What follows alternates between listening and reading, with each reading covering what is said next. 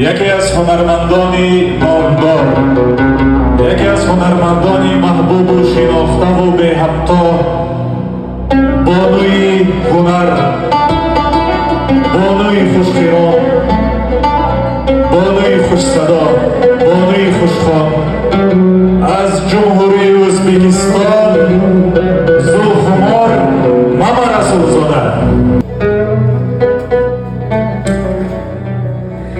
Assalomu alaykum. Bugun konsertimizga vaqtlarini ayamasdan tashrif buyurgan barchaga o'z minnatdorchiligimizni bildirib qolamiz. Yaxshi kayfiyat tilaymiz. Qo'shiqlarimiz bilan davramizni davom ettiramiz. Har marhamat.